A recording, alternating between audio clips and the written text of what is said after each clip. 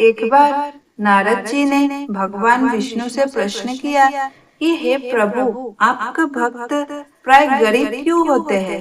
वे जीवन में हमेशा इतने कष्ट में क्यों रहते हैं? जबकि आपके निंदक या अधर्मी व्यक्ति खुश रहता है एवं धन संपत्ति से पूर्ण रहता है। ऐसा क्यों है? भगवान श्रीहरि थोड़ा मुस्कुराए और बोले, नारद, मेरी कृपा और लीला को समझना बहुत कठिन है। इसे समझने के लिए तुम्हें मेरे साथ पृथ्वी पर चलना होगा। इतना कह के भगवान श्रीहरि और नारद मुनि साधु वेश में पृथ्वी पर आते हैं। वे दोनों एक नगर पहुँचे और वहाँ के धनवान सेठ के घर जाकर भिक्षा मांगने के लिए दरवाजा खटखटाए। सेठ जी गुस्से में दरवाजा की ओर आए और देखा कि दो साधु खड़े हैं। भगवान ने उस सेठ से प्रेम से कहा, भैया, मुझे बहुत भूख लगी है, कृपया थोड़ा भोजन दे दीजिए। सेठ जी ये सुनकर और ज्यादा गुस्सा हो जाता है और बोलता है, तुम लोगों को शर्म नहीं आती? मेहनत कर कर खाने में क्या दिक्कत होता है? जाओ यहाँ से, जाकर किसी और से मांग लो। यहाँ दोबारा भीख मांगने मत आया करो। सेठ का ये व्यवहार देखकर नारद जी को बहुत दुख हुआ। वे भगवान से बोले, प्रभु देखिए जरा, ये व्यक्ति कितना अहंकारी और पत्थर दिल का है। वो न केवल आपको पहचानने से असफल रहा, बल्कि आपको अपमान भी कर रहा था। ऐसे व्यक्ति को तो अवश्य दंड मिलना चाहिए। कृपया इसे कोई आप अभिशाप दीजिए। भगवान श्रीहरि हंसते हुए बोले, नारद, मेरी लीला अपरंपार है, मैं इसे अभिशाप नहीं, आशीर्वाद दे सकता हूँ। ये कहकर भगवान ने सेठ को और अधिक धन संपत्ति बढ़ने का आशीर्वाद दे दिया। नारद जी ये देखकर आश्चर्य रह गए। उन्होंने सोचा कि जो व्यक्ति भगवान की निंदा कर रहा था, उसे तो अधिक धन संपत्ति बढ़ने का वरदान मिल गया। लेकिन आगे जो हुआ वो और भी रहस्यमय था। इसके बाद भगवान और नारद मुनि नगर के बाहर एक बूढ़ी माँ के छोटे से झोपड़े के पास पहुँचे। वो बूढ़ी माँ बहुत ही गरीब थी और उसकी संपत्ति केवल एक गाय थी, जिससे वो अपना जीवन यापन करती थी।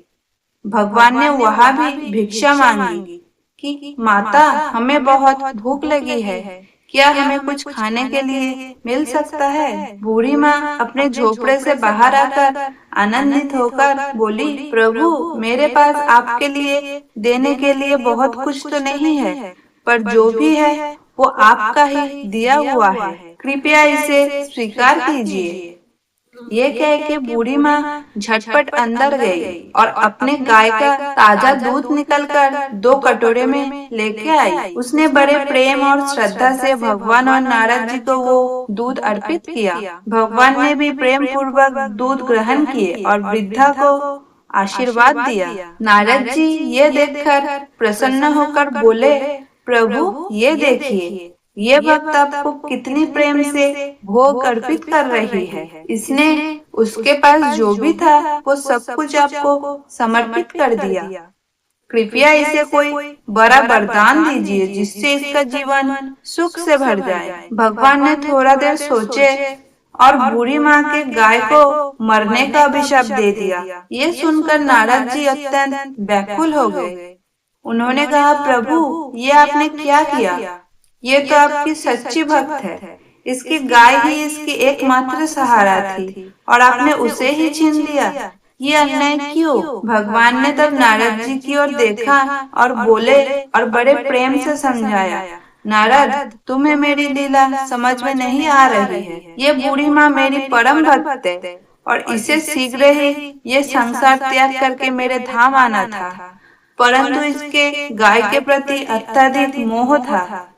जब इसका अंतिम समय आता, यह भगवान का स्मरण करने के बजाय अपनी गाय की चिंता में ही लीन रहता। इससे इसका अगला जन्म में गोयोनि में जन्म होता और इससे अनेक दुख भोगने पड़ते। इसीलिए मैंने इसकी गाय को पहले ही छीन लिया, ताकि जब इसका अंतिम समय आए तब इसका मन केवल मुझ में ही लगा रहे और ये सीधा मेरे धाम को प्राप्त करे। वही दूसरी ओर वो सेठ धन संपत्ति से इतना मोह में पड़ जाएगा कि जब उसकी मृत्यु होगी तब उसका ध्यान केवल अपनी तिजोरी और सोने चांदी पर होगा। इसके कारण वो अगले जन्म तिजोरी की रक्षा करने के लिए सांप के रूप से जन्म लेगा। भगवान ने और भी कहा, यह प्रकृति का नियम है कि जिस चीज से जीव को अत्यधिक लगाव होता है, मृत्यु के समय उसका अंतिम विचार उसी में होता है और अगले जन्म में उसे वही जीवन मिलता है